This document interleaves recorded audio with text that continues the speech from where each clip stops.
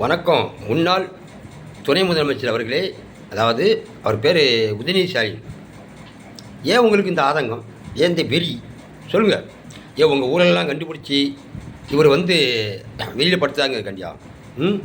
ஏங்க, நீங்களும் அவருக்கு ஒன்றா படித்தவர் தானே.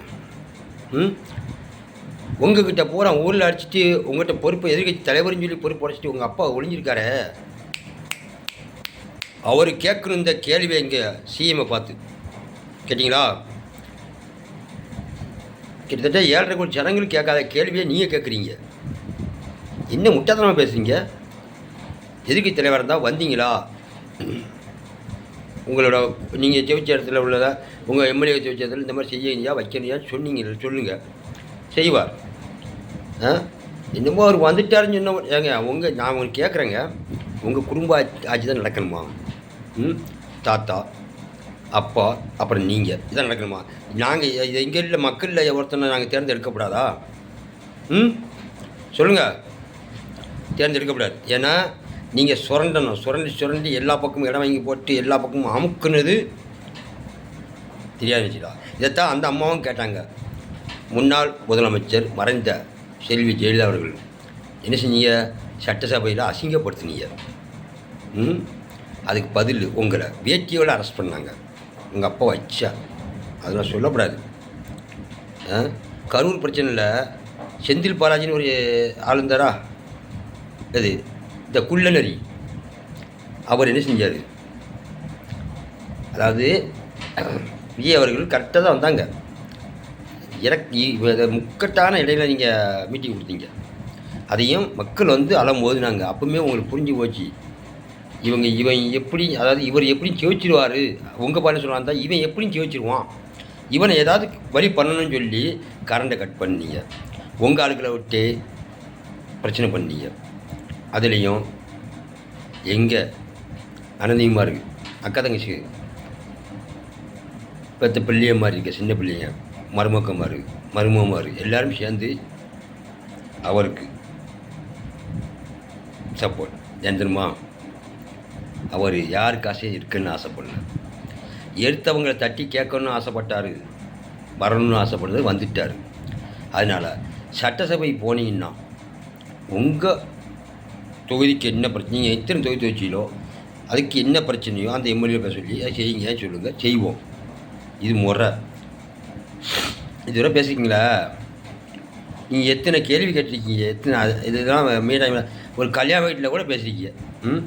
ஐயா, அவன் கேட்டான் பாருங்க, ஒருத்தன் வீடியோ போட்டான். கல்யாண வீட்டுக்கு போனால் பிள்ளைகளை வாழ்த்துட்டு ரூபாயை கொடுத்துட்டு சாப்பிட்டோமா இப்படி நக்குனமானு வரணும். என்ன அங்கே போய் அரசியல் பேசுனா அந்த குடும்பம் விளங்குமாயா? ஐயா, அந்த காலத்தில் உங்கள் தாத்தா காலத்தில் 16 பெற்று பெருவாலும் வாழ்கம்பாங்க. 16 என்ன தெரியுமா? பிள்ளைகள் கிடையாது, ஏகப்பட்ட விஷயங்கள் இருக்குது. அதில் பிள்ளைகள் ஒரே விஷயந்தான், செல்வங்கள், கல்விகள் எல்லாமே இருக்கியா அதில். அதே மாதிரி நீங்கள் வாழ்த்தணும்ல. நீங்கள் என்ன சொன்னீங்க? அங்கே போய்கிட்டு விஜய் போய் குறை சொல்லிக்கிட்டு வச்சுக்கிட்டு 2 மாதம் கூட ஆகலை.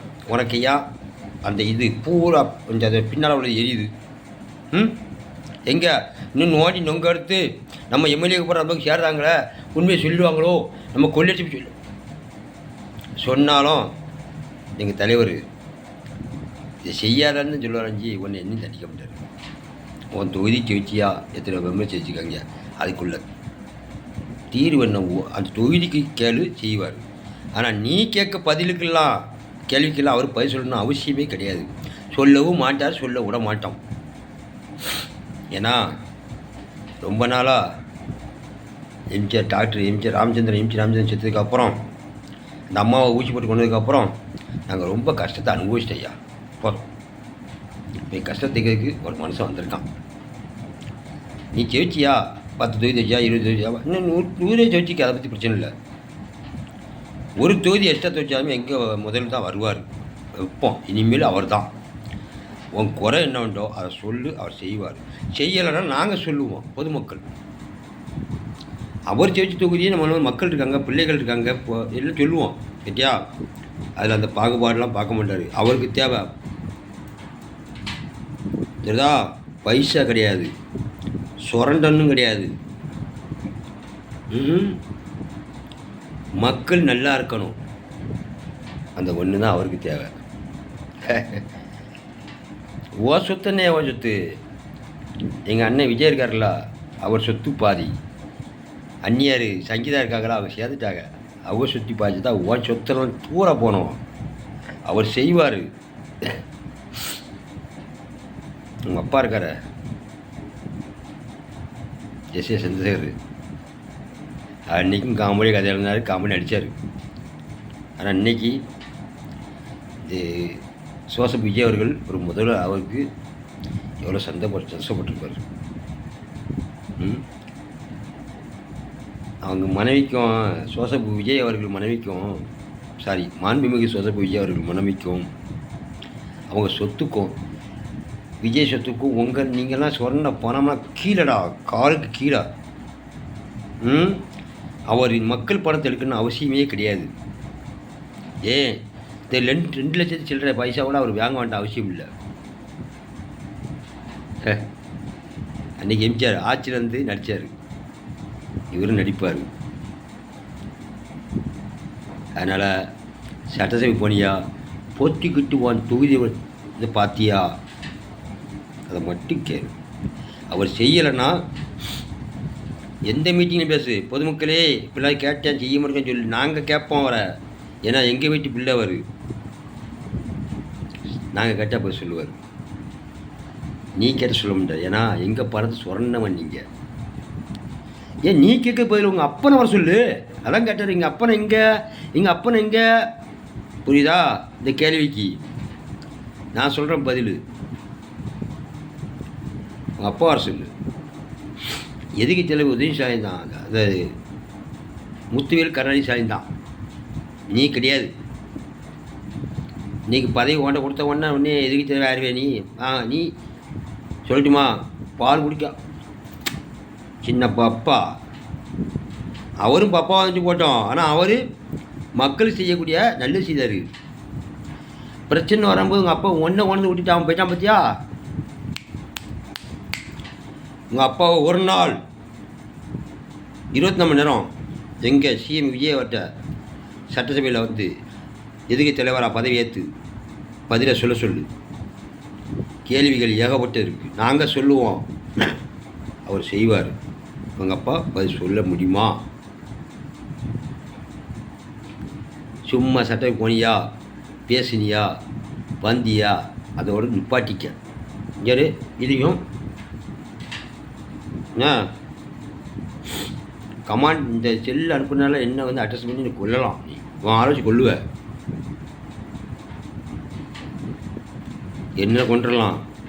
என்ன மாதிரி 7 கோடி ஜனங்கள், 7.5 கோடி ஜனங்களில் 50,000 இருப்பான் உன் மேலே வெறியில்.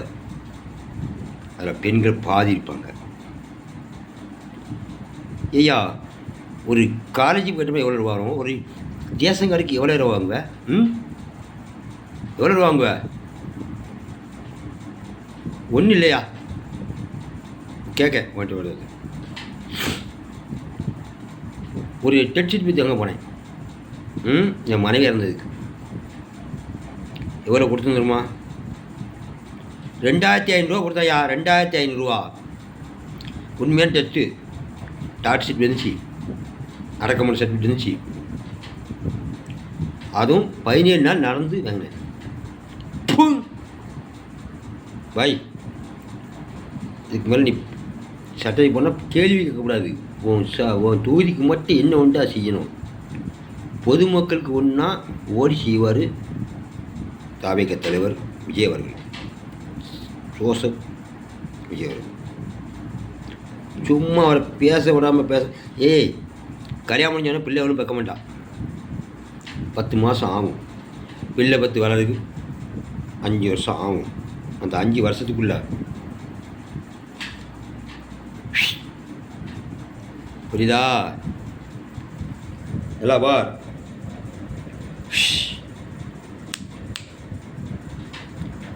5 வருஷம் வேண்டாம்டா, ஒரே வருஷத்தில் உங்களை பூரா கூண்டோட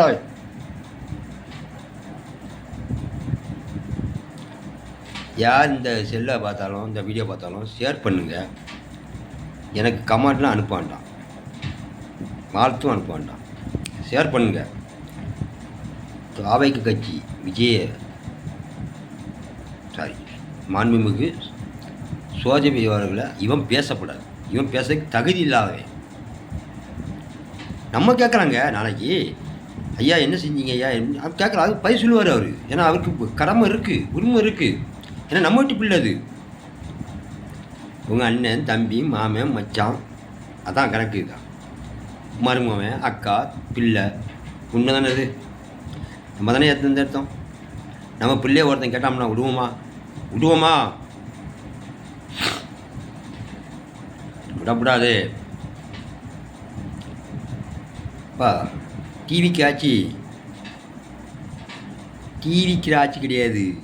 உங்களை மாதிரி ஓட்டுக்காண்டி கண்ட கடையில் போய் டீ குடிக்கிற ஆட்சி கிடையாது. டீ கடையில் வேலை போகணும்னு பார்ப்பாங்க, கூலி வேலை பார்க்கணும்னு பார்ப்பாங்க, எல்லாத்தையும் பார்ப்பாங்க. ஏன்னா அது மக்கள் ஆட்சி, மக்கள் அரசியல். மக்களில் ஒருவன் யார்? திரு மாண்புமிகு ஜோசப் விஜய் அவர்கள். இனிமேல் சட்டசபை எவன் போனாலும் சரி, என்ன குடிச்சிட்டு பேசலான்னு சொல்லி இந்த வீடியோவை பார்த்து நீ என்ன பிரச்சனை பண்ணாலும் சரி, என் உயிர் போனான் தலைமை